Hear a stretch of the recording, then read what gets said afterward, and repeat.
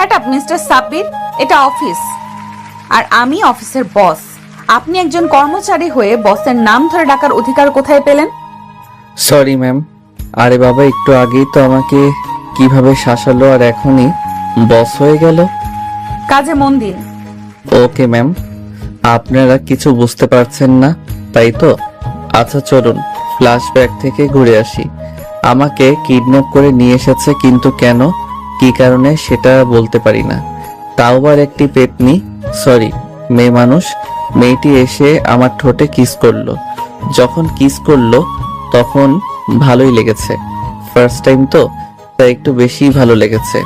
যাই হোক, আমাকে নাকি আরো 2 ঘন্টা এভাবে চেয়ারে বাঁধা অবস্থায় বসে থাকতে হবে। তাই আমি অন্ধকারে পেতনি থুকু মেয়েটাকে উদ্দেশ্য করে বলতে লাগলাম, বইন গো, আমার হাত পা সব ব্যথা করতেছে আর এই অন্ধকারে ভয়ও লাগছে। প্লিজ আমার বাঁধন খুলে দিন, আর বাতি বা লাইট থাকলে জ্বালিয়ে দিন, আমার কষ্ট হচ্ছে।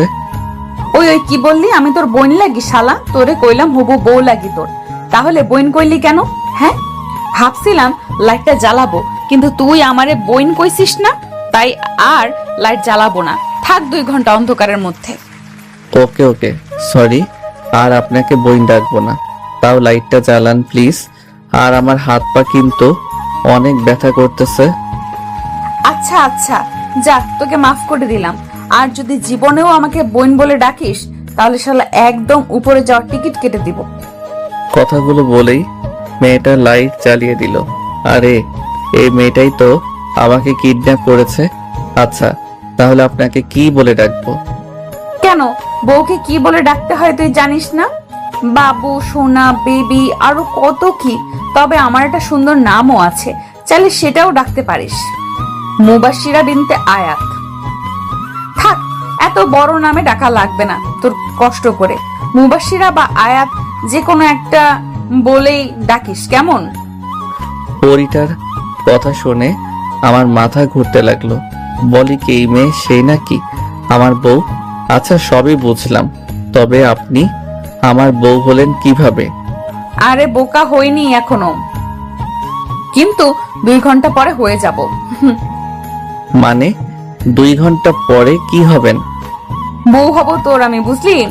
এখন চুপ থাকতো, বেশি কথা বলবি না। তোর দিকে তাকিয়ে কথা বললে আমার কেমন জানি লাগে, তাই তো লাইট অফ করে ঘুমিয়েছিলাম। শালা তুই এত হট কেন? হ্যাঁ, খালি উল্টা পাল্টা কথা মনে হয় তোকে দেখলে। তাই তো তোকে বিয়ে করব, তারপর যা হওয়ার হবে। ওরে বাবা, এই মেয়ে বলে কি? মনে করতাম কিডন্যাপ করে পাচার টাচার করে দেই, কিন্তু এ তো ডিরেক্ট বিয়ে করবে। শোনেন শোনেন, আমি আপনাকে বিয়ে করব না। আমার কথা শোনার পরে মেয়েটা আমার কাছে এসে আমার বাঁধন খুলতে লাগলো আর বলতে লাগলো, বিয়ে করবি না? সময় হয়ে গেছে, শোনো, আমাকে বিয়ে করার 5 মিনিট শুধু অপেক্ষা করো। কথাগুলো বলতে বলতে আমার বাঁধন খুলে দিল, কিন্তু ব্যথার কারণে আমি উঠে দাঁড়াতে পারছি না। চেষ্টা করলাম অনেক, কিন্তু বারবার চেয়ারের উপর বসে পড়ি, তাই আর বৃথা দাঁড়ানোর চেষ্টা করলাম না। চেয়ারে বসে রইলাম, কিন্তু মেয়েটা হঠাৎই আমার কোলে বসে পড়ল আর আমার মাথা 2 হাত দিয়ে শক্ত করে ধরে এক টানে তার নরম ঠোঁট দিয়ে আমার ঠোঁটে ডুবিয়ে দিল। ঘটনার আকস্মিকতায় আমি স্তব্ধ হয়ে গেলাম। আমি আর নড়াচড়া করতে পারতেছি না, শুধু একটা ঘোর কাজ করতে শুরু করলো আমার ভেতর। দরজায় ঠক ঠক আওয়াজে আমার ঘোর কাটলো।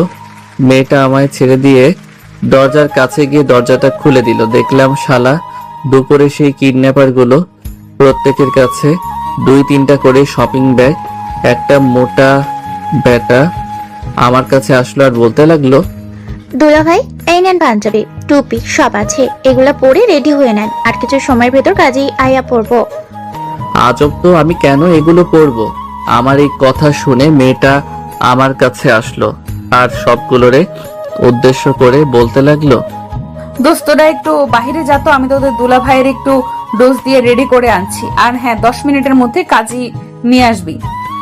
ভাই গো ভাই, আমি তো মাইনকার চিপাই ফাইসা গেছি। ওই মেয়ের আপনার একটা বুদ্ধি দেন তো, এই মেয়ের হাত থেকে কেমনে বাঁচবো? আরে আরে কি করছেন কি আপনি? ছাড়ুন আমায়।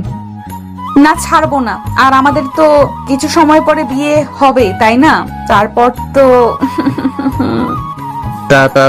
তারপর কি? হ্যাঁ, ন্যাকা কিছু বোঝে না। বিয়ের পর বউ বরের মধ্যে যা হয় তাই হবে। আল্লাহ গো, এই মেয়ে তো লজ্জা শরমের মাথা খেয়ে ফেলছে, মুখে দেখে কিছুই আটকায় না। ছি ছি, এসব কি বলেন আপনি? ঠিক তখনই দরজাটা খুলে গেল আর পরীটা আমায় ছেড়ে দিল। আর সব বদমাইশগুলা হাসতে হাসতে হুজুর নিয়ে ভিতরে ঢুকলো, মানে কাজী সাহেবকে নিয়ে।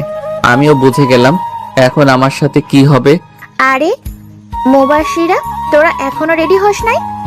ভাই ও বোনেরা, আমি কিন্তু বিয়ে কিভাবে পড়াই সেটা বেশি জানি না, তাই কিছু যদি ভুলভাল লিখে ফেলি তাহলে একটু ম্যানেজ করে বুঝে সুঝে পড়ে নিয়েন। হি হি হি হি। রেডি হওয়া লাগবে না, এভাবেই বিয়ে করব। কাজী সাহেব, আপনি 1000 টাকা দেন, মোহরে বিয়ে পড়িয়ে দেন। আরে মুবাশিরা, তোর মাথা খারাপ নাকি মাত্র? দোস্ত, তোরা বেশি কথা বলবি না। ওরা কতক্ষণ দেনমোহরে টাকা নিয়ে কথা কাটাকাটি করে শেষমেশ পরিটাই জিতে যায়, মানে মাত্র 1000 টাকা দেনমোহরেই বিয়ে হবে। ওরা যা করে করুক, আমার কি? আমাকে তো এই বিয়েতে বাধ্য করেছে, মন থেকে তো আর বিয়ে করছি না, মেয়েটার জীবন বাঁচানোর জন্য বিয়ে করছি। কাজী সাহেব, বিয়ে পড়ানো শুরু করুন। মা, আপনার নাম? মুবাশিরা বিনতে আয়াত। বাবার নাম বলেন আম্মা। আলমগীর চৌধুরী। মায়ের নাম বলেন আম্মা। নিপু জামান। আপনার বয়স বলেন মা। 27 বছর। আর এই মেয়ে তো আমার বড়, দেখে বোঝাই যায় না এই মেয়ে আমার বড়। শেষমেশ সিনিয়র একটা মেয়েকে বিয়ে করে লাগতেছে, কপাল আমার। তখনই কাজী সাহেবের কথায় ভাবনা থেকে বের হলাম। বাবাজি, আপনার নাম বলেন। সাব্বির হাসান, বাবা খাইরুল খান, মা মায়া বেগম, আর আমার বয়স 26 বছর। সব একদমে বলে দিলাম। যখন বয়স বললাম তখন কাজী সাহেব অবাক হয়ে আমার দিকে কিছু সময় তাকিয়ে থেকে মুচকে একটা হাসি দিয়ে বলে উঠল, ব্যাপার না, এখন বয়স নিয়ে তেমন কোনো সমস্যা হয় না। নিশ্চয়ই প্রেম করে বিয়ে করেছেন আপনারা, তাই না? কাজী সাহেব, আপনি ঠিকই ধরেছেন, আমরা ভালোবেসে বিয়ে করছি। আমার তো মরে যায় যায় অবস্থা এই মেয়ের কথা শুনে, তাই আমিও মরা মার্কা একটা হাসি দিয়ে উপহার দিয়ে দিলাম কাজী সাহেবকে। সব ফর্মালিটি শেষ, তবে এখন শুধু কালিমা পড়ে বিয়ে করা বাকি। কাজী বলতে লাগলো, মা, আপনি কবুল বলেন। কবুল কবুল কবুল। ওরে বাবা, এই মেয়ে ঠাস ঠাস করে 3 বার কবুল বলে দিল। বাবাজি, আপনিও কবুল বলেন। অনেক ভয় করছিল, তারপরও বলে দিলাম কবুল কবুল কবুল। আমি 3 বার কবুল বলার সাথে সাথে মুবাশিরা জোরে চিৎকার দিয়ে আমায় জড়িয়ে ধরলো। ইয়াহু, কলিজা, আমি আজকে অনেক খুশি। অবশেষে কালিমা পড়ে আমাদের বিয়েটা হয়ে গেল। কাজী সাহেব দোয়া করে চলে গেলেন, আমি চুপচাপ বসে থাকলাম।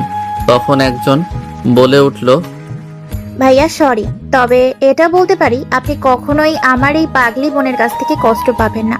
ও একটু জেদি আর রাগী হলেও অনেক ভালো একটা মেয়ে। আপনারা সুখী হবেন, আমি নিশ্চিত। ভাইয়া, আপনি সবকিছু ভুলে গিয়ে নতুন একটা জীবন শুরু করেন। আমি জবাবে শুধু হ্যাঁ বললাম। ওরা সবাই কিছু সময় থেকে আড্ডা আর মজা করে চলে গেল, কিন্তু আমি আমার মনটাকে ভালো করতে পারছি না। আমার মন খারাপ দেখে পরীটা বলতে লাগলো, এই সরি তোমাকে এভাবে বিয়ে করার জন্য, কিন্তু এটা করা ছাড়া আমার কাছে আর কোনো উপায় ছিল না। সময় হোক তোমাকে আমি সব বলবো, তাও তোমার মুখটা ওরকম করে রেখো না। এটা কি আমার সাথে আপনারা ঠিক করলেন? ইমোশনাল ব্ল্যাকমেইল করে বিয়ে করলেন। আমি কেন যেন এই বিয়েটা মন থেকে মেনে নিতে পারছি না। তখনই মুবাশির আমার কলার ধরে একদম মুখের কাছে মুখ এনে বলতে লাগলো, কি বিয়ে মন থেকে মেনে নিতে পারছো না? এই তোমার সমস্যাটা কি? হ্যাঁ, তোমার কি কোনো গার্লফ্রেন্ড আছে? না, আমার এমন কেউ নেই, তারপরও আমি এই বিয়েটা মানতে পারছি না। আমি অত কিছু জানি না, আমি আমার অধিকার চাই। আর এই রাত নিয়ে আমার অনেক স্বপ্ন ছিল। বিয়েটা অস্বাভাবিক ভাবে হলেও প্লিজ আমার স্বপ্ন দেখাগুলো নষ্ট করে দিও না। আমাকে সময় দিতে হবে। সারা জীবন সময় পাবে, কিন্তু আমি আজকে রাত নিয়ে দেখার স্বপ্ন কখনো বিফল হতে দিব না। ভাই রে ভাই, আর কোনো কথাই বলতে দিল না। আমাকে জড়িয়ে ধরে বেডের উপর শুয়ে পড়ল আর বলতে লাগলো, চুপ, একদম চুপ। এতদিন ধরে আমি আমার সতীত্বকে হেফাজত করে রেখেছি, খুব খুব যত্নে আমি আমার সতীত্ব আগলে রেখেছি, যে এটা আমার স্বামীর অধিকার। আমি আমার সতীত্বটা এই পবিত্র রাতে স্বামীকে উপহার দিব। বেশি কথা বলবা না, আমাকে আমার মতো আদর করতে দাও। মুবাশিরা এখন আর নিজের মধ্যে নেই। এখন সে পুরোপুরি ভাবে আমার অস্তিত্বের ভিতর চলে গিয়েছে। সে এখন শুধু ভালোবাসা পেতে চায়। মুবাশিরা আমাকে তার মন মতো কিস করেই যাচ্ছে। পরিটার এমন স্পর্শকাতর ছোঁয়া পেয়ে নিজেকে সামলানো অনেক কঠিন হয়ে পড়েছে। পারলাম না আর তার ভালোবাসা থেকে দূরে থাকতে। সায় দিতে থাকলাম আমিও। বাকিটা হাঁস থেকে পাতিহাঁস হয়ে ইতিহাস হয়ে গিয়েছে, তাই আর বললাম না। সকালে ঘুম থেকে উঠে দেখি পরিটা আমায় তার শাড়ির আঁচল দিয়ে আমার হাত বেঁধে রেখেছে, কিন্তু কিছু করার নাই। এই মায়ার বাঁধনটা খুলে আমি এখন পরিটাকে একা করে চলে যাব। যতই পাগলামি করে আমাকে বিয়ে করেছে, তারপরও তো সে আমারই অর্ধাঙ্গিনী, আমার বউ হয়। একটু কষ্ট হলেও পাগলিটাকে এখন একা করে আমি চলে যাব। আস্তে আস্তে আঁচলের বাঁধনটা খুলে ধীরে ধীরে বেড থেকে নামলাম। পাশে দেখতে পেলাম আমার ব্যাগ থেকে কাগজ আর কলম বের করে একটা চিঠি লিখলাম। চিঠিটায় একটা ভাঁজ দিয়ে পাগড়িটার আশেপাশে এক জায়গায় রেখে দিয়ে পরিটার কপালে ভালোবাসার স্পর্শ দিয়ে বেরিয়ে পড়লাম। রাস্তায় বেরিয়ে দেখি 2 তলা একটা বাড়িতে আমাকে পরিটা কিডন্যাপ করে এনে এইসব কাণ্ড করলো। সিলেটে আমি এর আগে 2 বার এসেছিলাম ঘুরতে, তাই মোটামুটি এই শহরটা চিনি, কিন্তু এখন আমার একটা থাকার জন্য বাসা দরকার। এখন বাজে সকাল 9টা। চলে আসলাম মেইন রোডে একটা সিএনজি নিয়ে। সিলেট শহর থেকে গ্রামের দিকে চলে আসলাম, কারণ এই গ্রামটা আমার অনেকটা পরিচিত। অনেক খোঁজাখুঁজির পর থাকার মতো একটা বাসা পেলাম। আর এখন বাজে বিকাল 4টা। সারাদিন কিছুই পেটে পড়ে নাই, তাই বাজারের দিকে হাঁটা দিলাম। এটিএম বুথ থেকে 20,000 টাকা তুলে নিলাম আর হোটেল থেকে খাওয়া দাওয়া করে বাজার আর দরকারি কিছু জিনিসপত্র কিনে একটা ভ্যানে করে বাসায় আসলাম। রাতে অল্প কিছু রান্না করে খেয়ে তাড়াতাড়ি ঘুমিয়ে গেলাম। কারণ হলো চাকরির খোঁজে বের হতে হবে। অ্যালার্মের শব্দে ঘুম ভাঙলো আমার। ফ্রেশ হয়ে কাগজপত্র নিয়ে রেডি হয়ে বাহির থেকে নাস্তা করে চাকরির সন্ধানে বেরিয়ে পড়লাম। একটা অফিসের ভিতরে ঢুকে ইন্টারভিউর জন্য সিরিয়ালে বসে পড়লাম। Serial number 45। তাই চোখ বুজে একটু দোয়া দরুদ পড়তে লাগলাম। তখনই কারোর ডাক পড়লো। Hello sir. Hello hello. চোখ খুলে দেখি মধ্যবয়সী একজন লোক। জি, আমাকে বলছেন? হুম, আপনাকেই বলছি। স্যার আপনাকে ডাকছেন। আমার সিরিয়াল তো এখনো 45 জন পরে। কত কিছু জানি না, স্যার আপনাকে ডেকে পাঠিয়েছেন। আচ্ছা চলুন। পিয়ন আমাকে স্যারের রুমের কাছে দিয়ে চলে গেল। স্যার আসবো? আসো আসো, বসো এখানে। তারপর স্যার কাকে যেন কল দিল আর বলতে লাগলো, আরে মামুনি, জামাই বাবাকে তো পেয়ে গিয়েছি, সে এখন তোমার অফিসেই আছে। তা মামুনি, তোমার তো পছন্দ আছে, পুরাই হীরার টুকরা একটা ছেলে, দেখতে হিরোদের থেকে কম না। কলের ওপাশ থেকে কি বলছে শোনা যাচ্ছে না, তবে স্যারের কথা কিছুই বুঝতে পারলাম না। স্যার আবার ওপাশের মানুষটার সাথে কথা বলতে লাগলো। ওকে আম্মু, তুমি চিন্তা করো না, আমি এদিকটা দেখছি।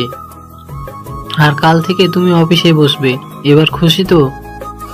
স্যার আরো কিছু সময় কথা বলে কল কেটে দিল আর আমাকে বলতে লাগলো, ওকে, তোমার কাগজ দাও, আর 10 মিনিট ওয়েট করো, আমি আসছি। স্যার কথাগুলো বলেই চলে গেল। আর আমি পাগলিটার কথা ভাবতে লাগলাম। মেয়েটা আমাকে কত বিশ্বাস করে, আর আমি তাকে একা ছেড়ে চলে আসলাম। হয়তো অনেক কান্না করছে। ভাবতে ভাবতে কখন যে স্যার চলে আসছে টেরি পাইনি। তখনই স্যারের ডাকে ভাবনা থেকে বের হলাম। আরে ঘুমিয়ে গেলে নাকি? মানে না স্যার। এই নাও, এটাতে সাইন করে দাও। এটা অফিসের চুক্তিনামা। তোমার চাকরিটা হয়ে গিয়েছে। কাল থেকে তোমার জয়েনিং আর তোমার বেতন 45,000 টাকা। স্যারের কথাই শুনে আর বেতনের কথা শুনে খুশি হয়ে গেলাম। আর স্যারের দেওয়া পেপার না দেখেই সাইন করে দিলাম। চুক্তি নামাটা পড়লে না সাইন করে দিলে? ওকে, ভালো, আর পড়া লাগবে না। কাল থেকে তুমি আমার মেয়ের পার্সোনাল সেক্রেটারি। আর কাল থেকে আমি আর এই চেয়ারে বসবো না। আমার মেয়ে কাল থেকে সবকিছু দেখাশোনা করবে। আমার আজকেই এই অফিসের শেষ দিন। আর হ্যাঁ, কালকে খুব তাড়াতাড়ি চলে আসো অফিসে। কেমন? তো কাল দেখা হতেও পারে, আবার নাও হতে পারে। স্যারের সাথে কথা বলে বাসার উদ্দেশ্যে রওনা দিলাম। বাসায় এসে খুব বেশি মনটা খারাপ হয়ে গেল। পাগলিটার পাগলামিগুলো খুব করে মনে পড়তে লাগলো। পরিটাকে আমিও ভালোবাসি, কিন্তু আমি আমার এই অসময়ে তাকে আমার কাছে রাখতে চাই না। তাই তো একা রেখেই চলে এসেছি। একটু ভালো লাগছে না। আমি মেয়েটার বিশ্বাস নিয়ে খেললাম। চোখটা বুঝলেই মেয়েটার মায়াবী মুখটা ভেসে উঠছে। দিনটা কেটে গেল আমার পাগলিটার কথা ভেবে ভেবে। রাতে হালকা কিছু খেয়ে ঘুমিয়ে গেলাম। অ্যালার্মের শব্দে ঘুম থেকে উঠে রেডি হয়ে বাহির থেকে নাস্তা করে অফিসের দিকে হাঁটা দিলাম। মেইন রোডে এসে একটা রিক্সা পাচ্ছি না, তাই হেঁটেই অফিসে যেতে লাগলাম। অফিসের ঘড়ির দিকে তাকিয়ে দেখি 10 মিনিট লেট। হায় আল্লাহ, প্রথম দিনই লেট। তখনই পিয়ন আসলো আর বলতে লাগলো, স্যার, ম্যাম আপনাকে ডাকছে। ওকে, আপনি যান, আমি দেখা করে আসছি। স্যার, দেখা করে আসতে হবে না। আপনার ডেস্ক ম্যামের কেবিনেই দেওয়া হয়েছে, আপনি সেখানেই বসবেন। আমি পিয়নের কথায় তেমন কিছু মনে করলাম না, কারণ আমি তো ম্যামের পার্সোনাল সেক্রেটারি। হয়তো সেই সুবাদে পাশাপাশি আমার ডেস্ক দিয়েছে। গিয়ে দেখি ম্যাম উল্টো দিক হয়ে বসে আছে। আসবো ম্যাম? কামিং, বসুন বসুন। আপনার অপেক্ষায় ছিলাম মিস্টার সাব্বির হাসান। কণ্ঠটা বেশি না, খুব বেশি চেনা মনে হলো। ভয়ে ভয়ে বসে পড়লাম চেয়ার টেনে। আর যখন ম্যাম আমার দিকে ঘুরলো, তখনই আমার ভয়টাই সত্যি হয়ে গেল। আপনারা যেটা ভেবেছেন সেটাই। আমি অবাক নয়নে মুবাশশিরার দিকে তাকিয়ে আছি। মুবাশশিরা মুচকি একটা হাসি দিয়ে বলতে লাগলো, তা কেমন আছেন সাব্বির সাহেব? আরে আপনি এভাবে চোখ বড় বড় করে তাকিয়ে আছেন কেন? আমি যেই না একটা দৌড় দিব, তখনই মুবাশশিরা বলে উঠলো, লাভ নেই দৌড় দিয়ে, দরজা অটোমেটিক লক হয়ে গিয়েছে। ট্রাই করে দেখতে পারো, খুলবে না। আমি দরজা অনেক টানাটানি করেও খুলতে পারলাম না। বেশি টানাটানি না করে চেয়ারে বসে পড়ো। তাই আর দরজা খোলার চেষ্টা না করে চুপচাপ মুবাশশিরার সামনে মাথা নিচু করে বসে পড়লাম। তখনই মুবাশশিরা চেয়ার থেকে উঠে এসে আমার কলার ধরে বলতে লাগলো, এই, তুই ভেবেছিলি আমার কাছ থেকে পালিয়ে বেঁচে যাবি? যাই হোক, আমি চেয়েছিলাম তোকে ভালোবেসে আগলে রাখবো, কিন্তু তুই আমার কথার মূল্য দিতে পারলি না। তাই তোকে এমন কষ্ট দিব যে ভাবতেও পারবি না। মানে আসলে মুবাশশিরা, তুমি আমার কথাটা একটু শোনো। চুপ, একদম চুপ। তুই বেশি কথা বলবি না। আমি তোর কোনো কথাই আমি শুনবো না। তুই শুধু আমার কথা শুনবি। শুনবো না আমি তোমার কথা? শুনবে না? ভালো তো, এটা পড়ে দেখো যাবে। আর তারপর আমার কথা শুনবে নাকি শুনবে না সেটা তোমার বিষয়। আমাকে ছেড়ে দিয়ে একটা কাগজ দিল। আমি কাগজটা পড়তে লাগলাম। কাগজে লেখা ছিল, 5 বছর পূর্বে চাকরি থেকে অবসর নিতে পারবো না। আর যদি নিজ ইচ্ছায় চাকরি ছেড়ে দিতে হয় তাহলে 80 লক্ষ টাকা জরিমানা দিয়ে চাকরি ছাড়তে হবে। 2, আমাকে যখন যেটা আদেশ দেওয়া হবে আমি সেটা করতে বাধ্য থাকিব। 3, অফিসে লেট করে আসা যাবে না। আর যদি এই সবগুলো বিষয় মানতে না পারি তাহলে 10 বছর জেল হবে। আমি এই বিষয়গুলো মাথায় রেখে স্বইচ্ছায় মেনে নিলাম। আর নিচে আমার দেওয়া সাইন পেপারটা পড়ে আমি মুবাশশিরার দিকে করুণ চাহনিতে তাকালাম। মুবাশশিরা পেপারটা টান দিয়ে নিয়ে নিল আর বলতে লাগলো, নিজের ডেস্কে বসো। আর আমি কিছু সময় পর 2টা ফাইল দিব। ফাইল 2টা কালকের মধ্যে রেডি করে আমাকে দিবেন। আর 3টার সময় রেডি হয়ে থাকবেন, এক জায়গায় যাব। ওকে। মুবাশশিরা, একটু শোনো। শাট আপ মিস্টার সাব্বির, এটা অফিস আর আমি আপনার বস। আপনি একজন কর্মচারী হয়ে বসের নাম ধরে ডাকার অধিকার কোথায় পেলেন? Sorry ma'am. আরে বাবা, একটু আগেই তো আমাকে কিভাবে শাসালো, আর এখনই বস হয়ে গেল। কাজে মন দিন। Okay ma'am. এই ছিল ফ্ল্যাশব্যাক। এবার গল্পে আসা যাক, চলুন। কিছু সময় পর আমাকে 2টা ফাইল দেয়া হলো। আপনারা তো জানেনই আমি বাবার অফিসে বসতাম, তাই মোটামুটি কাজ পারি।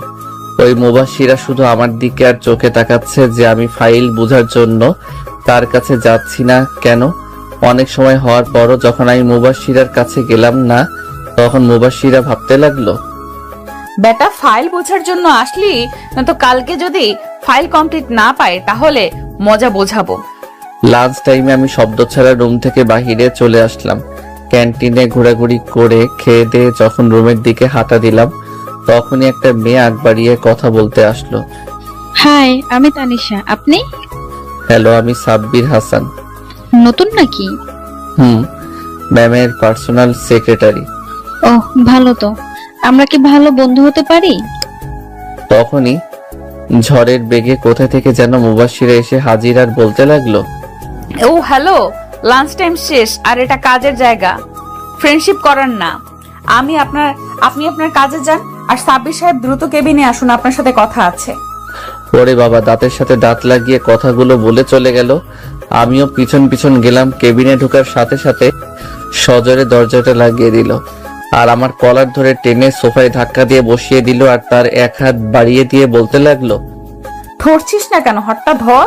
ও ধরবি কিভাবে? ওই মেয়েটাকে ডেকে আনি, তুই ওই মেয়েটার হাত ধরে বসে থাক, কেমন? আর আজ বিয়ের 3 দিন চলে, তুই কখনো কি নিজ ইচ্ছায় আমাকে স্পর্শ করেছিস? করবি কি করে? আমাকে তো তোর ভালোই লাগে না। নিজের বউকে কেন ভালো লাগবে? অন্য মেয়েদের সাথে খুব হাসি খুশি হয়ে কথা বলিস, কই আমার সাথে তো সবসময় মুখটাকে বাংলার পাঁচের মতো করে রাখিস। হ্যাঁ, পরিটার ধমক খেয়ে সাথে সাথে খপ করে তার হাতটা হালকাভাবে ধরে আছি। এমন ভাবে ধরেছিস মনে হচ্ছে তোর কষ্ট হচ্ছে। শক্ত করে ধরো আমার হাত, আর এটা তোর শাস্তি। আজ অফিস শেষ হওয়া পর্যন্ত তুই আমার হাত ধরে রাখবি। পাগলিটার হাত ধরে বলতে লাগলাম, মুবাশিরা, তুমি আমার কথা চুপচাপ শুনো, তাহলে তোমার সব ভুল ধারণা ভেঙে যাবে। চুপ, এই আমি তোর বস, একদম আমার নাম ধরে রাখবি না। আর আমি তোর কোনো কথাই শুনতে চাই না। চুপচাপ আমার হাত ধরে বসে থাকবি। নিজের বেলায় বউয়ের অধিকার খাটাবে আর আমার বেলায় সে আমার বস। মাইনকার চিপায় এমন ফাঁসা ফাঁসছি, বের হওয়াই কঠিন হয়ে গিয়েছে। ওইদিকে মহারানী নিঃশব্দে কান্না করছে আর নাক টানছে। তাই আমি পরিটার চোখের পানি মুছে দিয়ে বুকের সাথে চেপে ধরলাম। তখনই আমার পেটে কয়েকটা ঘুষি মেরে শোক করে জড়িয়ে ধরলো আর বলতে লাগলো, তো তুই অনেক পচা। আজ থেকে তুই কোনো মেয়ের দিকে তাকাবি না। আর কথা বলা তো দূরের কথা, তোকে যদি আর একবার অন্য কোনো মেয়ের সাথে কথা বলতে দেখি, তাহলে আমি তোকে খুন করে তারপর নিজেও আত্মহত্যা করে মরে যাব। পরিটার গালে 2 হাত দিয়ে আমার মুখোমুখি করে বললাম, আচ্ছা বউ, তুমি চিঠিটা পড়েছিলে? কোন চিঠি? আমি তোমার কাছ থেকে আসার আগে একটা চিঠি লিখে তোমার আশেপাশে রেখে আসছিলাম, সেটা কি পড়েছিলে? কই, আমি তো কোনো চিঠিই পাইনি। তুমি আমার কাছে চলে আসার পর অনেক কান্না করেছি। যখন আমার ঘুম ভাঙলো আর তোমাকে আমার পাশে দেখতে না পেয়ে আমি তো, আমার পুরো দুনিয়াটাই অন্ধকার হয়ে আসছিল। আমার মাথায় কাজ করা বন্ধ করে দিয়েছিল। সাথে সাথে বাবাকে ফোন দিয়ে সব বলি আর তোমার ছবি বাবাকে সেন্ড করে দেই। বাবা প্রথমে অনেক বকা দিয়েছিল যে কেন আমি তোমাকে এইভাবে বিয়ে করেছি। পরে আমার মুখের দিকে তাকিয়ে বলে তোমাকে নাকি খুঁজে এনে দিবে। ও তাই তো বলি, কোনো ইন্টারভিউ ছাড়াই আমাকে চাকরি দিল আর চুক্তিনামায় সই করিয়ে নিল তোমার বাবা কৌশলে। আমি বলেছিলাম চুক্তিনামায় সাইন করিয়ে দিতে। তুমি যখন অফিসে ইন্টারভিউ দিতে আসো তখন বাবা সিসিটিভিতে তোমাকে দেখে আর আমাকে কল করে বলে, তাই আমি বাবাকে বুদ্ধি দেই চুক্তিনামার। সমস্যা নেই, তুমি এখন বাসায় গিয়ে চিঠিটা পড়বে, তারপর আমায় যা শাস্তি দেওয়ার দিও, আমি মাথা পেতে নিব তোমার দেওয়া শাস্তি। কি লেখা আছে চিঠিতে? তুমি নিজেই পড়ে দেখবে, কেমন? চলো তাহলে ওই বাসায় চলো, চিঠিটা পড়বো আমি। আমি আর পাগলিটা বেরিয়ে পড়লাম অজানা সেই চিঠির উদ্দেশ্যে। বাড়িটার সামনে দাঁড়িয়ে আছি। পাগলিটা এখনো হাতটা ছাড়তে দেয়নি আমায়। হাত ধরে বাড়ির ভিতরে প্রবেশ করলাম। দোতলায় উঠে গিয়ে আমি তো অবাকের চরম পর্যায়ে চলে গেলাম। ঝটকাটা খেলাম খাবার টেবিল দেখে। হরেক রকমের খাবার সাজানো হয়েছে। সার্ভেন্টরা রান্নাঘর থেকে আরো খাবার আনছে। কি হলো, দাঁড়িয়ে পড়লে কেন? চলো। খাবার টেবিলের সামনে এসে শ্বশুর সাহেবকে সালাম দিলাম। আসসালামু আলাইকুম স্যার। কেমন আছেন? হয়েছে হয়েছে, আর স্যার বলতে হবে না। জামাই বাবা বলে ডাকবে, কেমন? জি বাবা। আচ্ছা, এখন আর কথা না, খাবার পরে সব কথা হবে। বসো বাবা, দাঁড়িয়ে আছো কেন? মুবাসিরা, জামাইকে চেয়ার টেনে বসিয়ে দাও। মুবাশিরা চেয়ার টেনে বসিয়ে দিয়ে নিজেও পাশে বসে পড়লো আর শাশুড়ি আম্মা খাবার সার্ভ করতে লাগলো। খাচ্ছি এমন সময় শাশুড়ি আম্মা বলে উঠলো, আরে বাবা, খাচ্ছ না কেন? এটা তো তোমারই বাড়ি, তাই না? লজ্জা পাওয়ার কোনো দরকার নেই। এই নাও, গরুর কালা ভুনাটা খেয়ে দেখো তো কেমন হয়েছে। ভাই গো, আমার অবস্থা টাইট। আমি যতই বলি আম্মার আর লাগবে না, তখনই শ্বশুর মশাই বলে, আর বাবা, তুমি তো কিছুই খেলে না। মুবাসিরার মা, জামাইকে দই দাও। দই শেষ হলে পায়েসটা দিও। আমি খেতে পারছি না আর। আমার অবস্থা একেবারে নাজেহাল। আমার এই অবস্থা দেখে মহারানী মিট মিট করে হাসছে। আমার জন্মের শিক্ষা হয়ে গিয়েছে আজ জামাই আদর পেয়ে। আপনারা একটা বিয়ে করুন, তারপর বুঝবেন জামাই আদর কাকে বলে। খাবারের সাথে অনেক যুদ্ধ করার পর মুক্তি পেলাম। মুবাশিরা রুমে এসে বেডের উপর ধপাস করে শুয়ে পড়লাম আর মহারানী দরজা লাগিয়ে আমাকে শক্ত করে জড়িয়ে ধরে আমার পাশে শুয়ে পড়লো আর বলতে লাগলো, খাবার টেবিলে তোমার মুখটা দেখার মতো হয়েছিল। আহা, তোমাকে তখন কি অসহায় লাগছিল না? তোমার উপর তখন আমার অনেক মায়া হচ্ছিল। আহা, ভালো মজা নিল। আমারও সময় আসবে।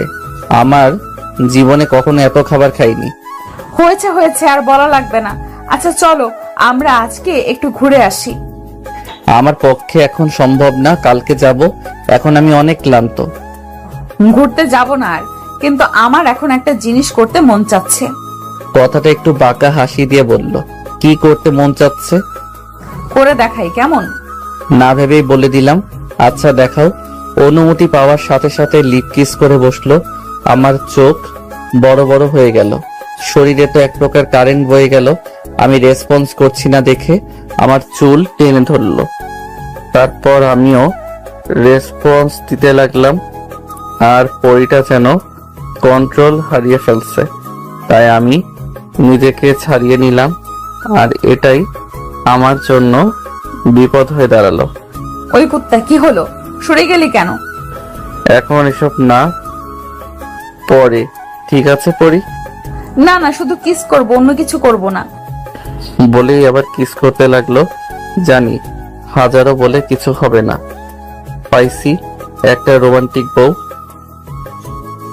পরের দিন খুব সকালে অনেক বুঝিয়ে তারপর ভাড়া বাসায় আসি আর ফ্রেশ হয়ে রেডি হয়ে অফিসে চলে গেলাম। পরিটা এখনো আসে নাই। আমি কেবিনে বসে বসে ফাইলগুলো ঠিক করছিলাম, তখনই দরজা খুলে মুবাশিরা কেবিনে প্রবেশ করলো। ভিলেন মার্কে একটা হাসি দিয়ে বলতে লাগলো, সাব্বির, কালকের ফাইলগুলো কি কমপ্লিট হয়েছে? আজ লাঞ্চের পরে মিটিং আছে। আর একটু আছে, 10 মিনিটের মতো লাগবে।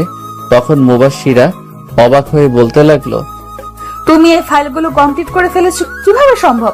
তুমি না নতুন জয়েন করেছো আর তোমাকে তো কোনো কাজও বুঝিয়ে দেওয়া হয়নি, তাহলে তুমি এত তাড়াতাড়ি ফাইলগুলো কমপ্লিট করলে কিভাবে? এটা ম্যাজিক, বুঝলেন পরি? শাট আপ, এটা বাসা না, অফিস। ম্যাম বলে ডাকবে। মনে করেছিলাম মহারানী ঠিক হয়েছে, নিজে তো ঠিকই মন মতো ডাকছেন। আমি তোমার বস, সো আমি ডাকতেই পারি। আর বক বক না করে ফাইলগুলো দাও, দেখি কি করেছো। 10 মিনিট পরে ফাইলগুলো ভালোভাবে দেখে পাগলিটার কাছে নিয়ে গেলাম। ফাইলগুলো উল্টো পাল্টে দেখলো আর চোখে তাকিয়ে বলতে লাগলো, মিটিং এর জন্য প্রিপারেশন নাও, তোমাকে উপস্থাপন করতে হবে। মুখটা গোমরা করে বললাম, ওকে ম্যাম। মনে মনে প্রিপারেশন নিচ্ছিলাম, তখনই পরিটা ওর চেয়ার থেকে উঠে এসে আমার গলা জড়িয়ে ধরে আমার কোলের উপর বসে পড়লো। তাই আমিও ভাব দেখিয়ে বললাম, আরে আরে ম্যাম, কি করছেন? ছাড়ুন, কেউ এসে পড়বে। চুপ, একদম চুপ। দরজা লক করা আছে, কেউ পারমিশন ছাড়া আসতে পারবে না। আর এত বক বক করো কেন? হ্যাঁ, আমি তোমার বস, সো যা ইচ্ছা তাই করব, কিন্তু তুমি চুপচাপ বসে থাকবে। এখন কথা বন্ধ করে একটা কিস করো তো। পারবো না কিস টিস করতে, আমার অনেক কাজ বাকি আছে। এই, তোর কি চুক্তি নামার কথা ভুলে গিয়েছিস? যা বলছি তাই কর। আমি তারপরও চুপচাপ বসে আছি, তাই মুবাশির আবার বলে উঠলো, এই তুমি এত আনরোমান্টিক কেন? হ্যাঁ, কথাটা বলেই মাথাটা ধরে দিল এক টান আর ঠোঁট জোড়া আমার ঠোঁটে মিশিয়ে দিল, কিন্তু আমি কোনো সাড়া দিচ্ছি না দেখে ছেড়ে দিয়ে বলতে লাগলো, সাব্বির, আমার কিন্তু এখন রাগ উঠে যাচ্ছে। ধ্যাৎ। বলেই আমাকে ছেড়ে দিয়ে উঠে গিয়ে নিজের চেয়ারে গিয়ে বসে পড়লো আর রাগে ফুঁসতে লাগলো। এই রে একটু বেশি করে ফেলে। আমি উঠে গিয়ে আরেকটা চেয়ার টেনে বসে পড়লাম আর পরিটাকে আমার দিকে ঘুরিয়ে দিলাম। আর তখন বলতে লাগলো, এখানে আসছিস কেন? তোর না অনেক কাজ পড়ে আছে? যা গিয়ে তোর কাজ কর, যা বলছি। আমি কানে ধরে বললাম, সরি ম্যাম, আপনার যত সময় আমাকে আদর করতে মন চাই করুন, আমি আর বাধা দিব না। তখনই মুবাশিরা হেসে দিয়ে বলতে লাগলো, শয়তান ছ্যামড়া, আমার কান ধরেছিস কেন? আমি আর কিছু না বলে পরিটার হাত ধরে একটানে আমার কোলে নিয়ে আসলাম আর শক্ত করে জড়িয়ে ধরলাম। মুবাশিরা আমার বুকে কিল ঘুষি মারতে মারতে বলতে লাগলো, ছাড় শয়তান, এখন ভালোবাসা উতলায় উঠছে না? তখন তো পটকা মাছের মতো ফুলেছিলি। আমি আর মুবাশিরাকে কথা বলতে না দিয়ে ওর শাড়ির ভিতর হাত দিয়ে পেটে স্লাইড করতে লাগলাম। সাথে ওর নড়াচড়া বন্ধ হয়ে গেল আর চোখ বুজে নিল। আমার ছোঁয়া পেয়ে পরিটা কেঁপে কেঁপে উঠছিল। হঠাৎই আমার কলার ধরে টান দিয়ে ঠোঁট জোড়া এক করে দিল। কত সময় ছিলাম মনে নাই, হঠাৎ মোবাইলের চিৎকার শুনতে পেলাম। আমার মনে চাচ্ছে এখন এই ফোনটাকে আছাড় মেরে হাত পা ভেঙে হসপিটালে পাঠিয়ে দেই। এমন সময় কেউ কল দেয়? পরি, কল আমার আসে নাই, কল আসছে তোমার। দেখো টেবিলের উপর ফোনটা কিভাবে কান্না করছে। তখনই মুবাশিরা টেবিলের উপর থেকে ফোনটা নিয়ে বলতে লাগলো, কিরে মোটু, এই অসময়ে কল দিলি? কিছু কি হয়েছে তোর? আরে না রে দোস্ত, কিছুই হয় নাই। তোদের খোঁজ খবর নেওয়ার জন্য ফোন করা। আচ্ছা, দুলাভাই কি এখনো তোর উপর রাগ করে আছে? না রে মোটু, সব ঠিকঠাকই আছে। আর আমার উপর রাগ করবে? অসম্ভব। রাগ করলে তো টিকিট কেটে উপরে পাঠিয়ে দিতাম। আচ্ছা দোস্ত, তুই এখন কোথায়? আর এমন দাঁতের জাত চেপে কথা বলছিস কেন? আমি কি তোকে ডিস্টার্ব করলাম ফোন দিয়ে? শালা মোটুর বাচ্চা, আমি এখন তোর দুলাভাইয়ের লগে রোম্যান্স করছি আর তুই ফোন দিয়ে সব ডিসমিস করে দিলি। ফোন কাট, পরে কথা বলবো। বেটা মোটরে কি ধমকটাই না দিল। লাউড স্পিকারে দেওয়ায় আমি মোটর কথা শুনে বেটাকে আমিও গাড়ি দিচ্ছিলাম। হয়েছে ম্যাম, আপনি এখন একটু শান্ত হন, একটু পানি খেয়ে মিটিং এর জন্য প্রিপারেশন নেন। আর রোমান্স বাসায় গিয়ে ইচ্ছা মতো করিয়েন। বলেই বইটাকে আমায় কোল থেকে নামিয়ে দাঁড় করিয়ে ওর চেয়ারে বসিয়ে দিলাম। পাগলিটা পরে আর কিছু না বলে কাজে মন দেয় আর আমিও কাজে মন দেই। দুজন একসাথে লাঞ্চ করে ফাইলগুলো ঠিকঠাক করে মিটিং রুমের দিকে পা বাড়ালাম। মুবাশিরা আমাকে বারবার বলছে আমি যেন গুছিয়ে কথা বলি, আরো নানান রকম উপদেশ দিচ্ছে। ডিলটা যেন হাতছাড়া না হয়ে যায়, কিন্তু কাদের সাথে ডিল হবে আমি তা এখনো জানি না। মিটিং রুমে প্রবেশ করে যে যার আসনে গিয়ে বসলাম। এ কি, আমি সামনে কাকে দেখতে পাচ্ছি? আরে ভাই, সামনে আমার বাবাকে দেখতে পাচ্ছি। তার মানে ডিলটা আমাদের কোম্পানির সাথে। মুবাশিরা প্রজেক্টের বিষয়ে খুঁটিনাটি বুঝিয়ে আমাকে দাঁড় করিয়ে দিল। এতক্ষণ বাবা আমাকে না দেখলেও এখন ঠিকই দেখে ফেললো আর সাথে সাথে দাঁড়িয়ে বলে উঠলো, সাব্বির বাবা, তুমি এখানে? আমি তোমাকে পুরো বাংলাদেশ খুঁজে বেড়াচ্ছি। বাবা চলো বাসায়, তোমাকে ওই ছোট মেয়েটার সাথে বিয়ে দেব না। সবাই তো আর আমার আর বাবার দিকে অবাক নয়নে তাকিয়ে আছে। আর মুবাশিরা তো পুরাই বরফের মতো জমে গিয়েছে। বাবা যখন বুঝলো যে এখানে অনেক মানুষ আছে, তখন আবার বলে উঠলো, সরি, মিটিং এখানেই শেষ, আর ডিলটা আপনারাই পাচ্ছেন। আর আপনারা সবাই প্লিজ বাইরে চলে যান, শুধু সাব্বির সাহেব বাদে। আমি ওই স্ট্যাচুর মতো দাঁড়িয়ে আছি। একে একে সবাই বাইরে যাওয়ার মুবাশিরা বাবাকে উদ্দেশ্য করে বলল, স্যার, আপনি কি সাব্বিরকে চেনেন? আরে চিনবো না মানে? সাব্বির আমার একমাত্র ছেলে। আমার সাথে রাগ করে বাসা থেকে চলে গিয়েছে। আমি পুরো বাংলাদেশ খুঁজেও পেলাম না, আর এখানে সে চাকরি নিয়ে কাজ করছে। মুবাশিরা হঠাৎ করে বাবাকে সালাম করলো আর বাবা মুবাশিরার কাণ্ড দেখে অবাক হয়ে গেল। আর মুবাশিরাকে বলতে লাগলো, আরে আরে কি করছো তুমি মা? আমাকে সালাম করছো কেন? মুবাশিরা কথাগুলো বলেই এক দৌড়ে চলে গেল। এটা কি হলো? আমাকে ফাঁসিয়ে দিয়ে সে পগার পার হয়ে গেল। তখন বাবা আমাকে জিজ্ঞেস করলো, কি বলে গেল মেয়েটা? যাই হোক সাব্বির, মেয়েটা কে? মানে বাবা, কি মানে করছো? বলো মেয়েটা কে? কেমনটা লাগে আমাকে ফাঁসিয়ে দিয়ে এখন সে উধাও? কি হলো সাব্বির, চুপ করে আছো কেন? বলো মেয়েটা কে? আসলে বাবা, আমরা বিয়ে করে ফেলেছি। মেয়েটা তোমার বাড়ির বউ। কথাগুলো শোনার পর বাবা কিছু সময় চুপ থেকে বলে উঠলো, 2 দিনের মধ্যে বৌমা তোমাকে যেন বাড়িতে দেখতে পাই। জাস্ট 2 দিন। যা বাবা। আমার আর কোনো কথাই শুনলো না, হন হন করে চলে গেল। আমি পাশ থেকে পানির বোতলটা নিয়ে ঢক ঢক করে পুরো 250 মিলি সাবার করে দিলাম। ও মা! মিটিং রুম থেকে বাইরে এসে অবাক না হয়ে আর পারলাম না, কারণ মুবাশিরার বাবা আর আমার বাবা দুজনের সাথে কথা বলছে। তাই আমি আর সেখানে গেলাম না। মিটিং রুমের দরজার সামনেই দাঁড়িয়ে দাঁড়িয়ে তাদের কাণ্ড কারখানা দেখতে লাগলাম। তখনই মুবাশিরা ট্রেতে করে 2 মগ কফি নিয়ে আসলো। শ্বশুর মশাইয়ের বাবাকে নিজ হাতে কফি সার্ভ করলো আর ভদ্রমের মতো বাবার পাশে দাঁড়িয়ে রইল। তখন বাবা মুবাশিরাকে তার পাশে বসিয়ে মাথায় হাত বুলিয়ে দিতে লাগলো। তাদের মাঝে কি কথা হচ্ছে তা আমি শুনতে পাচ্ছি না, তাই আমাদেরকেও বলতে পারছি না। এইদিকে মহারানী দেখি লজ্জায় লাল হয়ে মাথা নিচু করে বসে আছে। তখন আমার মাথায়ও একটা শয়তানি বুদ্ধি আসলো। আমি আমার ফোনটা বের করে একটা মেসেজ দিলাম, কি মহারানী বাবার সামনে তো লজ্জায় লাল নীল হচ্ছ, আর আমার সামনে আসলে তো।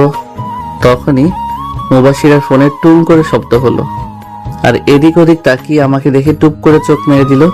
কি মেরে বাবা, আমার সামনে একটু লজ্জা পাই না। তখনই আমার ফোনটাও টুং করে বেজে উঠল।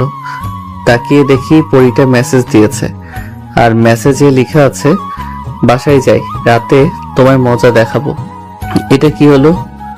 উল্টো আমি ফেসে গেলাম। তখন দেখি বাবা আর শ্বশুর মশাই কোলাকুলি করছে, আর মুবাশিরা দাঁড়িয়ে দাঁড়িয়ে দেখছে, আর বাবা কোলাকুলি করে শ্বশুর মশাইয়ের সাথে হাত মিলিয়ে এদিক ওদিক চাওয়াচাই করতে লাগলো। তখনই মুবাশিরা বাবাকে যেন বলে আমার দিকে দৌড়ে আসতে লাগলো, আর আমার সামনে এসেই বলা শুরু করলো, চলো বাবা, তোমাকে ডাকছেন, কি যেন বলবে। আমি শুকনো একটা ঢোক গিলে সামনের দিকে যেতে লাগলাম। বাবার সামনে গিয়ে চুপচাপ দাঁড়িয়ে রইলাম। তখন বাবা গম্ভীর কণ্ঠে বলতে লাগলো, রেডি থেকো, পরশু তোমাকে আর মুবাশিরাকে নিতে আসা হবে। একা যাওয়ার দরকার নেই, আমি এখন আসি, অনেক কাজ বাকি আছে আমার এখনো। কথাগুলো বলেই হন হন করে বেরিয়ে গেল অফিস থেকে। তখন শ্বশুর মশাই বলতে লাগলো, আরে ছেলে দেখি ভয় পাচ্ছে। ভয় পাওয়ার কি আছে? এখানে যাও, বাসায় যাও, দুজনে ফ্রেশ হয়ে সবকিছুর প্ল্যানিং করো। আমাকে কিছু বলতে না দিয়ে মুবাশিরা আমার হাত ধরে টানতে টানতে নিয়ে আসতে লাগলো, আর শ্বশুর মশাইকে বলতে লাগলো, আচ্ছা বাবা, তুমি এই দিকটা দেখো, আর সবাইকে ইনভাইট করে তাড়াতাড়ি চলে আসো বাসায়। গাড়িতে উঠে মুবাশিরা ড্রাইভ করতে লাগলো, আর আমি গাল ফুলিয়ে বসে রইলাম। মুবাশিরা অনেক কিছু জিজ্ঞাসা করছে, বাট আমি কোনো কিছুরই উত্তর দিচ্ছি না দেখে মুবাশিরা এক পাশে গাড়ি সাইড করলো আর বলতে লাগলো, এই বাদর ছেলে, কি হয়েছে? কথা বলছো না কেন? মনে হচ্ছে অনেক রেগে আছো। আমি তাও কোনো কথা না বলে চুপচাপ বসে রইলাম।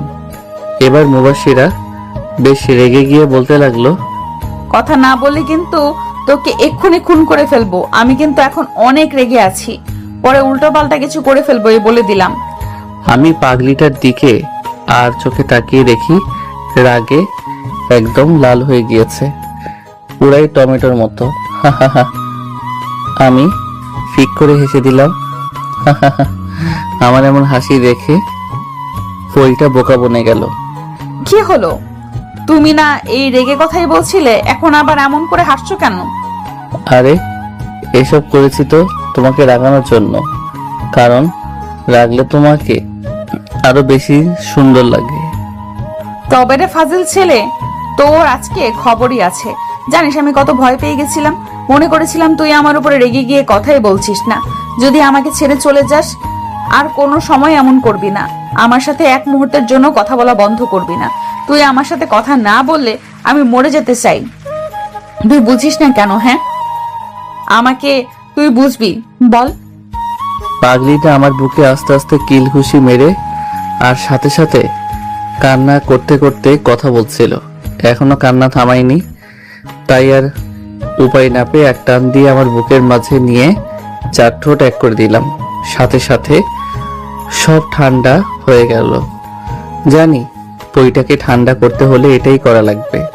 কিছু সময় পর ছেড়ে দিলাম আর দেখি মহারানী লজ্জা পাচ্ছে। লজ্জা পেয়ে কথা বলা বন্ধ করে দিয়ে মাথা নিচু করে বসে আছে। এই প্রথম আমার কাছে এমন লজ্জা পাচ্ছে পরিটা। এখন মনে হচ্ছে পৃথিবীর সকল সৌন্দর্য পরিটাকে ঘিরে ধরেছে। আমি তো চোখ সরাতেই পারছি না। হঠাৎ করে মুবাশিরা আমাকে জড়িয়ে ধরে আমার বুকে মুখ লুকালো আর বলতে লাগলো, যা শয়তান পোলা। দেখছে যে আমি লজ্জা পাচ্ছি, তাও কেমন করে তাকিয়ে থাকে, মনে হচ্ছে এক্ষুনি মাটির নিচে চলে যাই। তা হঠাৎ এমন লজ্জা পাচ্ছ যে? কই আগে তো লজ্জা পাওনি? জানি না দুষ্টু পোলা কোথাকার। গাড়ি চালাও, আমি এখন আর ড্রাইভ করতে পারবো না।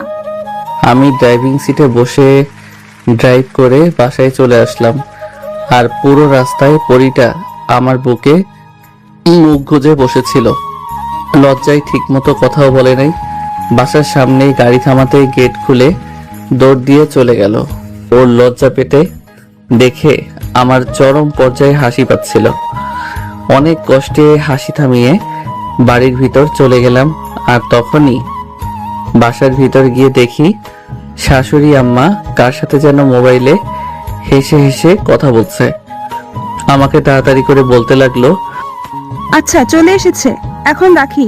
2 দিন পর তো দেখাই হবে, পরের বার আবার সন্দেহ করতে পারে। কথাগুলো বলেই কলটা কেটে দিল আর আমাকে বলতে লাগলো, আরে সাব্বির, বাবা যাও, তাড়াতাড়ি রুমে গিয়ে ফ্রেশ হয়ে আসো, আমি খাবার দিচ্ছি। জি আম্মা, যাচ্ছি। পরে রুমে এসে দেখি ওয়াশরুম অলরেডি বুক হয়ে আছে, মানে মুবাশিরা ফ্রেশ হতে গেছে। তাই আমি খাটের উপর ধপাস করে বসে পড়লাম আর মোবাইল গুতাগুতি করতে লাগলাম। কিছু সময় পর মহারানী বের হলো আর আমার দিকে টাওয়েলটা ছুঁড়ে মারলো আর ভাব নিয়ে বলতে লাগলো, হ্যাঁ মিস্টার পিচ্চি সাব্বির ওরফে জুনিয়র বর, যাও এক্ষুনি ফ্রেশ হয়ে আসো, আমি নিচে যাচ্ছি খাবার রেডি করতে। খেয়ে দিয়ে অনেক কিছুর প্ল্যান করতে হবে। তোমার হাতে 15 মিনিট সময় আছে, তার মধ্যে তোমাকে যেন খাবার টেবিলে পাই। কথাগুলো বলেই মুখ ভেঙচি দিয়ে দিল দৌড়। আমি ওর কথা শুনে ভেবাচেকা খেয়ে গেলাম। কি হলো এটা? ও সব ভাবাভাবি বাদ দিয়ে ওয়াশরুমে ঢুকে গেলাম। ঝর্ণা ছেড়ে দিলাম। আহ কি শান্তি। ফ্রেশ হয়ে শুধু টাওয়েল পরে বের হলাম, কারণ আমি কিছুই নিয়ে যাইনি ফ্রেশ হতে। বের হয়ে আগে গিয়ে ঠাস করে দরজা লাগিয়ে দিলাম, কারণ কখন কে চলে আসে বলা যায় না। দরজাটা লাগিয়ে পিছনে ফিরতেই দেখি মহারানী শাড়ির আঁচল কোমরে গুজে আমার দিকে ড্যাব ড্যাব করে তাকিয়ে আছে। হঠাৎ করে বলে উঠল, কি মহাশয়, দরজা লাগালেন কেন? আমি যেন না আসতে পারি, তাই না? কই না তো, এমনি লাগালাম, হি হি হি। এমনি নাকি? আমি ভালো করেই জানি আমার জন্যই দরজা লাগিয়েছো। বের হও বলছি। লজ্জা করছে না তোমার? আমার তো লজ্জা করছে। যাও, আমি জামা কাপড় পরে আসছি। কেন লজ্জা করবে? আমি তো আমার বরকে দেখেছি, অন্য কাউকে তো আর দেখছি না। এইদিকে আমি ওর দিকে তাকিয়ে দেখি বইটা বেশ লজ্জা পাচ্ছে লজ্জায় মুখটা একদম লাল হয়ে গেছে। তারপরও আমার সাথে জোর করে ঝগড়া করছে। কি মেয়েরে বাবা, তাই একটু ভাবলাম ফাইজলামি করি। আমি ধীরে ধীরে মুবাশিরার দিকে এগোতে লাগলাম। এইটা কি হলো, মনে করেছিলাম ভয় পাবে আর পিছিয়ে যাবে, কিন্তু না, ঠায় দাঁড়িয়ে আছে আর আমার দিকে তাকিয়ে আছে। আমি পরিটার একদম কাছে চলে আসছি, আমার মুখটা ওর মুখের সামনে নিয়ে যেতে লাগলাম। তখনই মুবাশিরা চোখ বন্ধ করে ফেললো, ওর ঠোঁট জোড়া কাঁপছে। আমি কিছু সময় ওর দিকে তাকিয়ে থেকে মুচকি একটা হাসি দিয়ে পাশ কাটিয়ে জামা কাপড় পরতে লাগলাম। আর ওইদিকে মহারানী ঠায় দাঁড়িয়েই আছে। আমি কিছু করছি না দেখে আস্তে আস্তে চোখ খুললো আর আমাকে সামনে পেল না। পিছনে তাকিয়ে দেখে আমি শার্ট প্যান্ট পরে দাঁড়িয়ে আছি। এটা কি হলো? কই কিছুই তো হয়নি, তবে রাতে কিছু একটা হতে পারে বলেই একটা চোখ টিপ মেরে দিলাম। এখন তো কিছু একটা হতে চলছিল, কিন্তু হলো না কেন? ওটা রাতের জন্য রেখে দিয়েছি, সব রাতেই হবে। এখন আমার অনেক ক্ষুধা পেয়েছে, পেটের মধ্যে হরতাল শুরু হয়ে গেছে। আর কিছু সময় এভাবে থাকলে মনে হয় বোম ব্লাস্ট হয়ে যাবে। কথাগুলো বলেই দরজাটা খুলে বের হয়ে গেলাম। আর মহারানী তো আমারে গালি দিয়ে 14 গোষ্ঠী উদ্ধার করছে। শালা শয়তান পোলা এভাবে ধোকা দিয়ে গেল। কিসটা করলে কি এমন হতো? না না, কিস করে নাই, ভালোই করছে। পরে আবার ওর সামনে যেতে লজ্জায় মরেই যেতাম। আমি কিস করলে তো কোনো লজ্জা লাগে না, আর বেটা খারুসটা কিস করলে রাজ্যের লজ্জা আমায় ঘিরে ধরে। থাক, এখন থেকে আমি কিস করব পিচ্চিটাকে, ওকে আর কিস করতে দিব না, তাহলে আর লজ্জায় পড়তে হবে না। যাই, আমার অনেক ক্ষুধা লাগছে। আমি খাবার টেবিলে বসে বসে খাচ্ছি আর শাশুড়ি আম্মা আমাকে এটা রেখে ওটা দিচ্ছে। বা এমন ভাবে খেতে থাকলে 10 দিনের মধ্যে ইয়া বড় ভুঁড়ি হয়ে যাবে। তখনই দেখি মুবাশিরা আমার পাশে চেয়ার টেনে বসলো আর শাশুড়ি আম্মাকে বলতে লাগলো, মাম্মি খাবার দাও তো, অনেক ক্ষুধা লাগছে। নিজে নিয়ে খা। এটা কি হলো আম্মু? তুমি তো আমার জামাইকে বেশ বেড়ে বেড়ে বেড়ে খাওয়াচ্ছ, আর আমাকে বলছো নিজে নিয়ে খেতে। ব্যাপারটা কি বলো তো? ওরা মা মেয়ে তো তুমুল ঝগড়া শুরু করে দিয়েছে আর আমি মুখ টিপে হাসছি আর চুপচাপ খেয়ে যাচ্ছি। আমি খাওয়া দাওয়া শেষ করে সোফায় বসে পড়লাম। কিছু সময় আগেই শাশুড়ি মা মুবাশিরার সাথে ঝগড়া করে চলে গেছেন, আর এদিকে মহারানী রাগ করে গাল ফুলিয়ে বসে আছেন।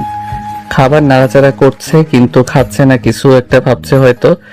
তাই আমি বসা থেকে উঠে গিয়ে প্লেটটা টান দিয়ে নিয়ে নিলাম।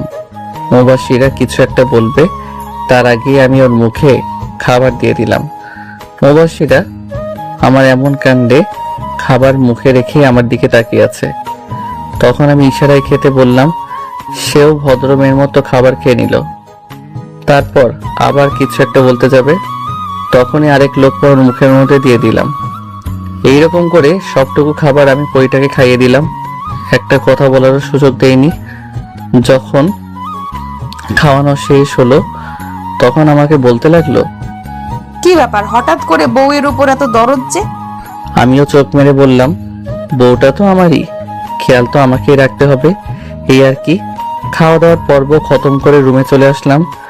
আর মহারানী রুমে এসে মন খারাপ করে চুপ করে বসে আছে। অন্য সময় হলে হয়তো রোমান্টিক অত্যাচার করত, আর না হলে গল্পের ঝুড়ি নিয়ে বসতো, কিন্তু এখন একদম চুপ মেরে বসে আছে। ওর এমন চুপ থাকাটা আমার ভালো লাগছে না, তাই আমি ওর বাহু ধরে আমার দিকে ফিরালাম। পরিটা আমার চোখের দিকে তাকালো আর আমিও তাকালাম আর বললাম, তা রানী সাহেবা, আপনার মনটা খারাপ কেন জানতে পারি? হঠাৎই পরিটা বিদ্যুৎ গতিতে আমাকে জড়িয়ে ধরে হাউ মাউ করে কান্না করে দিল। আমিও ওর এমন কাণ্ডে তাজ্জব বনে গেলাম। আমি পরিটাকে পরম যত্নে জড়িয়ে ধরে বললাম, আরে এই পরি, কি হলো, কান্না করছো কেন? কি হলো? আমাকে কেউ এইটুকুতে হেঁচকি উঠিয়ে ফেলেছে কান্না করে। হেঁচকির কারণে কথা বলতে পারছে না। আরে বাবা, কি হলো তোমার, হঠাৎ কান্না করছো কেন? তুমি যদি কান্না করো তাহলে কিন্তু আমি এখনই চলে যাব। তুমি আমাকে ভালোবাসো না, কেউ আমাকে আর ভালোবাসে না। সবাই এখন শুধু এখন তোমাকেই ভালোবাসে। তখন আম্মু আমাকে কত কথা শোনালো তোমার জন্য। ভাবা যায় এই মেয়ে কতটা বোকা। তখন তো শাশুড়ি মা মজা করে একটু ঝগড়া করেছে, আর এই পাগলিটা সেটা সিরিয়াস ধরে নিয়েছে। এই মেয়েটাকে তো ভবিষ্যতে কিছু বলাও যাবে না, মজা করে কিছু একটা বলবো, সে তো মুখ গোমড়া করে বসে থাকবে আর ভ্যাভ্যা করে কান্না করে দিবে। এখনো কান্না করেই যাচ্ছে, আর আমার বুকে নাকের পানি চোখের পানি মুছে একাকার করে দিচ্ছে। হঠাৎই দেখি কান্না অফ হয়ে গেল, কিন্তু হেঁচকি থামেনি। বুক থেকে পরিটার মাথার উপর উঠিয়ে দেখি সে ঘুমিয়ে পড়েছে। আমি আস্তে করে পাগলিটাকে বালিশে শুইয়ে দিলাম, আর আমিও পাশে শুয়ে মহারানীর মাথায় হাত বুলিয়ে দিতে লাগলাম। হঠাৎ করে মুবাশিরা বালিশ থেকে মাথা উঠিয়ে আমার বুকে মাথা রেখে শুয়ে পড়ল। এটা পুরাতন কিছু না, বিয়ের পর থেকে পাগলিটা আমার বুকেই ঘুমায়। বিয়ের পরে কোনোদিনও রাতে ঘুমানোর সময় আমি বেডে দুইটা বালিশ দেখি নাই, সবসময় একটা বালিশ পেয়েছি। আমি বালিশে শুলে পরিটা আমার বুকে মাথা রেখে আমাকে শক্ত করে জড়িয়ে ধরে শুবে। তাছাড়া নাকি তার ঘুমই ভালো হয় না নাকি। আমিও মুচকে একটা হাসি দিয়ে আমার প্রিয়সীকে জড়িয়ে ধরে ঘুমের রাজ্যে পাড়ি জমালাম। এক ঘুমে সন্ধ্যা লাগিয়ে ফেলেছি, আমার ঘুম আগে ভেঙে গেছে। খেয়াল করলাম পরিটা এখনো আমার বুকে মাথা রেখে ঘুমিয়ে আছে। আমি পরিটার মুখপানে চেয়ে আছি, চোখ ফেরাতে পারছি না। ঘুমন্ত এই পরিটাকে অধিক থেকে অধিক পরিমাণে সুন্দর লাগছে। ওর মুখের সামনে কিছু বাচ্চা বাচ্চা চুল খেলা করছে। এটা আমার সহ্য হলো না, তাই আমি হাত দিয়ে বাচ্চা চুলগুলোকে ওর কানে গুজে দিলাম। আর তখনই পরিটা কেঁপে উঠলো। ঘুমাতে দাও তো, এভাবে সুরসুরি দিচ্ছ কেন? বাজে কয়টা খেয়াল আছে আপনার মহারানী? ওঠেন, আর ঘুমাতে হবে না। না, আর একটু ঘুমাবো। আর তুমিও চুপচাপ শুয়ে থাকো, একদম নড়াচড়া করবা না বলে দিলাম। যা, কি হলো এটা? পাগড়িটা তো আরামসে ঘুমাচ্ছে, কি আর করার, ঘুমাক। আর আমি আমার প্রিয়সীকে দেখি, আল্লাহ হয়তো নিজ হাতে আমার জন্য এই মেয়েটাকে তৈরি করেছেন। আমি তার মুখের দিকে তাকিয়ে সারা জীবন কাটিয়ে দিতে পারবো। তার এই চেহারাতে অনেক অনেক মায়া, আর একটি ছেলেকে ঘায়েল করার জন্য এই মায়াটুকুই যথেষ্ট, যা আমার এই পাগড়িটার মধ্যে আছে। এই পরি ওঠো, আর ঘুমাতে হবে না। উঠো বলছি। তখনই মুবাশিরা চোখ খুলে আমার দিকে কিছু সময় তাকিয়ে থেকে হঠাৎই আমার ঠোঁটে তার একটা আঙ্গুল দিয়ে বলতে লাগলো, খুশ, আর একটা কথা বলবা না, চুপ, একদম চুপ। এর আবার কি হলো? হঠাৎই রোমান্টিক মুডে চলে আসলো, ভাবসাব তো খারাপ দেখছি। আমি কাঁপা কাঁপা গলায় বলতে লাগলাম, এই এখন একদম দুষ্টামি করবা না কিন্তু। এবার আমার গালে আঙ্গুল দিয়ে স্লাইড করে বলতে লাগলো, খুশ, চুপ, আমার এখন আদর আদর পাচ্ছে, আমি এখন তোমায় আদর করব। মুবাশিরা কথাটা একদম নেশালো ভাবে বলল, না এখন আর আদর করা লাগবে না। না, আমি এক্ষুনি আদর করব, আর তুমিও করবে, আর কোনো কথা শুনতে চাই না। ভারী বিপদে পড়ে গেলাম। এই মেয়েটার মাঝে মধ্যে কি যে হয়, হঠাৎ করেই রোমান্টিক অত্যাচার শুরু করে দেয়। এইভাবে যদি অত্যাচার করে তাহলে তো নিজেকে সামলানোই দেয়। হঠাৎ করেই পাগলিটা আমার মাথার পিছনে হাত দিয়ে এক টান দিয়ে তার মুখের সামনে আমার মুখ নিয়ে আসলো, আর ফিসফিস করে বলতে লাগলো, তোমাকে অনেক ভালোবাসি, আর জীবনের থেকেও বেশি ভালোবাসি। ওর গরম নিঃশ্বাস আমার মুখে পড়ছে, আর নিজেকে সামনে রাখতে পারলাম না। পাগলিটাকে এক টান দিয়ে নিজের সাথে মিশিয়ে নিলাম, আর ওর কানের কাছে মুখ নিয়ে বলতে লাগলাম, আমাকে এত ভালোবাসো কেন? আমার মধ্যে কি এমন আছে যে যা দেখে আমাকে এরকম পাগলের মতো ভালোবাসো? জানি না, তবে এতটুকুই বলবো, আমি আমার পিচ্চিটাকে অনেক অনেক অনেক ভালোবাসি। আমিও এই সিনিয়র পরিটাকে অনেক বেশি ভালোবাসি। এবার পরিটা একটু বেশি লজ্জা পেয়ে গেল, তাই উল্টো দিকে ঘুরে একটু দূরে গিয়ে শুয়ে পড়ল। আমিও পাগলিটার শাড়ির ভিতরে হাত দিয়ে স্লিম পেট ধরে নিজের কাছে টেনে আনলাম। তখনই মুবাশিরা কেঁপে উঠল। যা ফাজিল পোলা কোথাকার, তোমার সাহস বেড়ে গেছে তাই না? পারমিশন ছাড়াই যেখানে সেখানে হাত দাও। যাবো বাবা, এখন সব দোষটা আমার হয়ে গেল বুঝি? নিজেই তো আগে রোমান্টিক অত্যাচার শুরু করলো, আর তোমার এই রোমান্টিক অত্যাচার যখন শুরু করে তখন নিজেকে সামলানোই মুশকিল হয়ে পড়ে।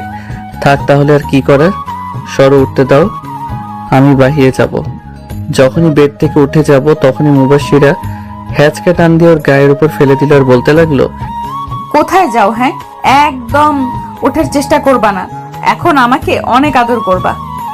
আমি কোন এক মায়াবতী পারমিশন ছাড়া তাকে ছুবো না প্রতিজ্ঞা করেছি, তাই এখন আদর বা রোমান্স করার কোনো মুড নাই। খুশ, কোনো কথা নাই, আমি তো জাস্ট মজা করছিলাম, আর তোমার সম্পূর্ণ অধিকার আছে আমার উপর, কোনো পারমিশন লাগবে না। এইভাবেই দুষ্টুমি ফাইজলামির মধ্য দিয়ে 2টা দিন কেটে গেল। ঘুম থেকে সকালে উঠে নিচে গিয়ে তো বড় ধরনের একটা শক খেলাম, কারণ পুরো বাড়িটা সাজানো হচ্ছে। আবার রুমে চলে আসলাম। মহারানী এখনো নাক ডেকে ঘুমাচ্ছে। আমি গিয়ে ওর চুল দিয়ে ওর কানে সুরসুই দিতে লাগলাম। তখন মহারানী ঘুম ঘুম কণ্ঠে বলতে লাগলো, সাব্বির কি করছো সকাল সকাল? হ্যাঁ, একটু তো ঘুমাতে দাও তো, কোন রকম দুষ্টুমি করবা না। আর তুমি এত সকালে উঠতে গেলে কেন? আমার পাশে এখন শুয়ে পড়ো। এ বলে কি এখন বাজে 9টা, আর সে বলছে সকাল। বাজে কয়টা আপনার খেয়াল আছে? সেই দিকে মহারানী ওঠো বলছে, কি ভাববে সবাই? কয়টা বাজে আর কে কি ভাবলো সেটা আমার দেখার বিষয় না, বুঝলে? লক্ষ্মী ছেলের মতো আমার পাশে শুয়ে আমাকে জড়িয়ে ধরে থাকো তো। রাতে যে এতগুলো আদর করলাম তাতেও তোমার হয় নাই? যা শয়তান পোলা, এগুলো আবার বলতে হয়? লজ্জা করে না তোমার? যেভাবে রোমান্টিক অত্যাচার করো কই তখন তো তুমি লজ্জা পাও না। এখন গুড গার্লের মতো উঠে পড়ো, অলরেডি 9টা বাজে। কি এত বেলা হয়ে গেছে? আর তুমি কিন্তু বেশি পেকে গেছো। আর শোনো, আমি কিন্তু তোমার বড়, আর জানো না বড়দের কথা মেনে চলতে হয়। আমি যা বলবো তুমি তাই করবা, বুঝছো আমার পিচ্চিটা? আমি আর কিছু বললাম না। পাগলিটার কথা শুনে পুরাই ভেবাচেকা খেয়ে গেছি। ওর দিকে এক ধ্যানে তাকিয়েছিলাম, কখন যে পাশ কাটিয়ে চলে গেছে টেরি পাইনি। ধ্যান ভাঙলো গাড়ির হর্নের শব্দে। মনে হলো বাড়িতে অনেকগুলো গাড়ি ঢুকলো, তাই বেলকনিতে চলে গেলাম দেখার জন্য যে কারা এই সকাল সকাল আসলো। গাড়ি থেকে যারা নামলো তাদের দেখে তো আমার অলরেডি হাত পা কাঁপাকাঁপি শুরু হয়ে গেল। বাড়িতে মোট 5টা গাড়ি ঢুকেছে। প্রথমটাতে বাবা মা আর চাচা চাচি বের হলো, আর পরের গাড়ি থেকে আমার সব বন্ধুরা বের হলো। তারপরের গুলা থেকে আরো কয়েকজন আত্মীয় স্বজন বের হলো। আমি দৌড়ে নিচে চলে আসলাম আর গিয়ে আম্মুকে শক্ত করে জড়িয়ে ধরলাম। তখন আম্মু কান্না করে দিল আর বলতে লাগলো, কিরে বাবা, তুই মাকে ছাড়া কি করে দূরে দূরে থাকিস? একবারও কি মাকে মনে পড়ে না তোর? সরি মা, ভুল হয়ে গেছে, আর হবে না এরকম, প্লিজ আর কান্না করো না তুমি। ঠিক তখনই কোথা থেকে যেন শাশুড়ি মা এসে আম্মুকে জড়িয়ে ধরলো আর বলতে লাগলো, কি রে সই, কেমন আছিস? কতদিন পর দেখা তোর সাথে। রে, সই ভালোই আছি, তবে এখন থেকে মাঝে মাঝে আমাদের দেখা হবে। এদের কাহিনীটা আমার মাথায় কিছুই ঢুকছে না, তাই আমি মাথা চুলকাতে চুলকাতে বললাম, মা তোমরা কি পূর্ব পরিচিত নাকি? শুধু পূর্ব পরিচিত না, আমরা দুজন বেস্ট ফ্রেন্ড। আর তোদের এই বিয়ে দেওয়াটাও আমার এই বেস্ট প্ল্যান ছিল। মানে বুঝলাম না। আর বোঝাও লাগবে না, মুবাশিরা মামুনির কাছ থেকে জেনে নিস তাহলেই হবে। এর সাথে মুবাশিরাও জড়িত আছে। যাও, তোমাদের কারোর সাথে কোনো কথাই নাই বলেই সেখান থেকে চলে আসলাম ছাদে। এরা আমার সাথে প্রতারণা করলো, কিছুই বুঝতে পারলাম না। আর মুবাশিরা, তোমার তো খবর আছে, পরে মজা বোঝাবো। ছাদে এসে কোনো লাভ হলো না, কারণ আমার সবগুলো ফাজিল বন্ধুরা বসে বসে আড্ডা দিচ্ছিল, আর আমাকে দেখা মাত্রই সবগুলো ঘিরে ধরলো।